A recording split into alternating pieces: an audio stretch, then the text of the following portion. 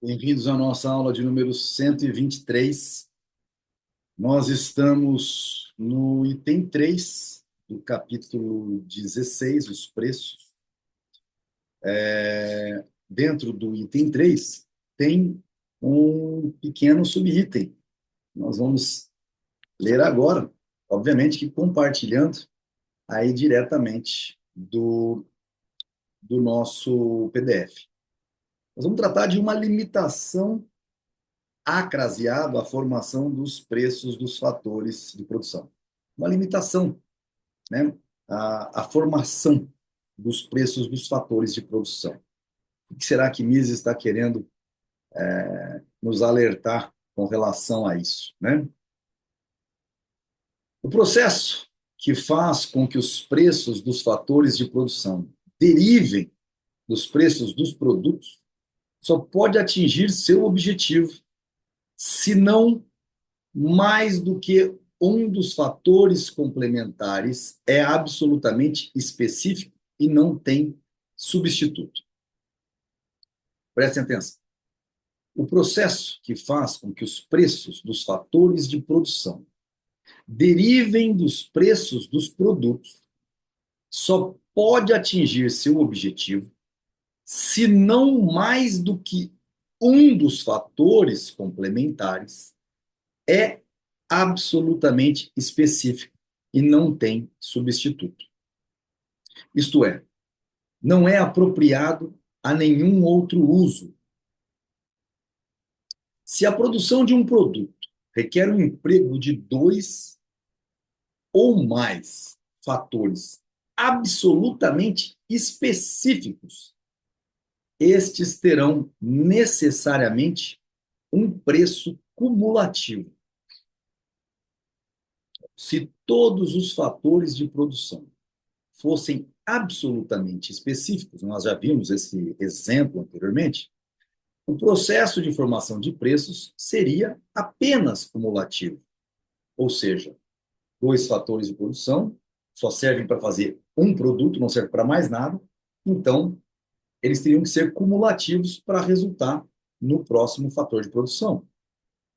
Permitiria somente a afirmação do seguinte tipo: considerando-se que, ao combinar 3A e 5B, obtém uma unidade de pezinho, 3A mais 5B é igual a 1 pezinho.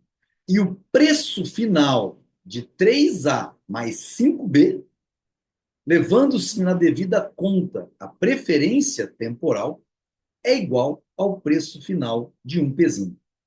Então, vamos explicar isso aqui para que as pessoas entendam. O processo que faz com que os preços dos fatores de produção derivem dos preços dos produtos só pode atingir seu objetivo se não mais do que um dos fatores de produção, dos fatores complementares, ou seja, os fatores que produzem o bem de consumo, é absolutamente específico e não tem substituto. Isto é, não é apropriado a nenhum outro uso. Se a produção requer o emprego de dois, se a produção requer o emprego de dois ou mais fatores absolutamente específicos, ou seja, só serve para produzir, se tem dois fatores que são absolutamente específicos para produzir um outro produto, não servem para mais nada, eles não servem para mais nada, estes terão necessariamente um preço cumulativo. Então, vamos ver aí o que o Mises está falando. Se todos os fatores de produção fossem absolutamente específicos, o processo de formação de preços seria apenas cumulativo. Se cada coisa só servisse para produzir outra coisa, não servisse para produzir uma segunda, né, coisa, ou seja, se o ferro só servisse para fazer vergalhões, não servisse para mais nada, e o carvão só servisse para fazer aço, não servisse para mais nada, o preço do aço seria essa combinação de ferro e carvão e nada mais. Ou seja, permitiria somente a afirmação do seguinte tipo: considerando-se que ao combinar 3A mais 5B se obtém uma unidade de P, então 3A mais 5B é igual a 1P. E o preço final de 3A mais 5B, levando-se na devida conta a preferência temporal, é igual ao preço final de 1P. Como não existem empresários interessados em licitar por A e B, com o intuito de produzir algo diferente de P, porque A e B só servem para fazer P. Então, como não existem empresários interessados em licitar, em ir em concorrência por A e B, com o intuito de produzir algo diferente de P, torna-se impossível determinar preços de uma forma mais elaborada. Somente se surgir uma demanda por A ou por B, provocada por empresários que desejem empregar A ou B para outros fins, haverá disputa entre esses empresários novos e aqueles que pretendem produzir P, fazendo existir um preço para A ou para B que determine também o preço de B ou de A. Então, o que ele está dizendo é que quando não há mercado para algo absolutamente específico para a produção de outra coisa, esses valores são cumulativos, em regresso, ok? Mas são cumulativos. Quando um desses fatores pode ser usado para outra coisa, então novos licitantes entram e aí há uma derivação nos valores. Por quê? Se começa a migrar muito do valor de A para outros segmentos, de tal forma que ele se encareça para produzir P, onde o mercado consumidor irá comprá-lo, muito provavelmente o preço de B terá que cair. Compreenderam, então, essa noção dos fatores específicos e não específicos? Um mundo em que todos os fatores de produção fossem absolutamente específicos poderia operar com tais preços cumulativos. Em tal mundo, não existiria o problema de como alocar os meios dos vários setores de produção. No nosso mundo real, as coisas são diferentes. Existem muitos meios de produção escassos que podem ser empregados com vários propósitos. Na realidade, portanto, o problema econômico consiste em procurar saber como empregar esses fatores de tal maneira que nenhuma unidade seja usada para a satisfação de uma necessidade menos urgente, se esta utilização impedisse a satisfação de uma necessidade mais urgente. Então, isso aqui tudo deve ser grifado. Essa procura não é feita por seres humanos, essa procura é feita no mercado. É este o problema que o mercado resolve ao determinar os fatores de produção. O serviço social prestado para essa solução não fica diminuído pelo fato de que os fatores que só possam ser empregados cumulativamente só possa haver preços cumulativos. Ou seja, é este o problema que o mercado resolve ao determinar os preços dos fatores de produção. E ainda, o serviço prestado para essa solução do mercado não fica diminuído pelo fato de que, para fatores que só possam ser empregados cumulativamente, só possa haver preços cumulativos. Então, para fatores que só possam ser empregados cumulamente, não atrapalha todo o engendramento do mercado.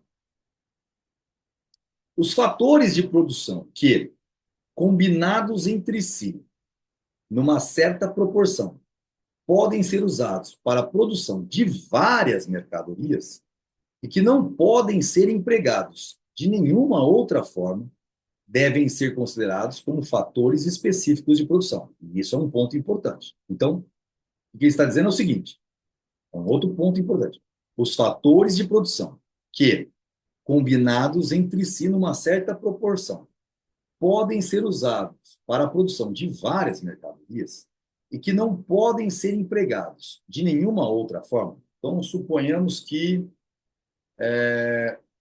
existam dois elementos que só possam ser comercializados juntos, numa determinada proporção, e que não podem ser empregados de nenhuma outra forma, ou seja, não tem valor juntos numa determinada proporção. Tem um valor, pode ser usado, devem ser considerados, então, como fatores específicos de produção. São absolutamente específicos em relação à produção de um produto intermediário, que pode ser utilizado com vários propósitos. Apesar de esse novo produto, formado por essas duas coisas, que formam um terceiro produto, poder ser utilizado por várias coisas, ele tem um fator específico de produção na geração desse produto intermediário, que aí sim pode ser usado e demandado no mercado por vários industriais, por várias indústrias, por vários segmentos da indústria. O preço desse produto intermediário só lhes pode ser atribuído de forma cumulativa. O preço desse produto intermediário só lhes pode ser atribuído de forma cumulativa desses dois produtos. Não faz diferença se esse produto intermediário pode ser diretamente percebido pelos sentidos ou se é meramente o resultado invisível e intangível do seu emprego conjunto. Isso pouco importa. Ou seja, ele é um terceiro produto que depende de outros dois e que esses dois cumulam o valor final do terceiro produto, que aí sim esse vai ser demandado e aí o valor que o mercado, o comprador desse fator de produção, der para esse produto é que vai acumular nos outros dois produtos. É apenas uma demonstração do tipo de análise que nós temos que fazer na determinação de preços de produtos específicos, não específicos, absolutamente específicos, e como eles se comportam num produto intermediário, ou seja, é um exercício praxeológico que nós acabamos de fazer, olhando racionalmente a discussão. Vale a pena, é um capítulo muito, muito, muito curtinho, vale muito a pena, obviamente. Se não entendeu alguma passagem, debruçar, ler, pensar. Praxeologia é pensar, é usar a lógica. E usar a lógica, às vezes, é pesada. Mas é isso. E isso é um dos exercícios que nós faremos que vão gastar tutano. Até a próxima aula. Essa foi a 123, correto?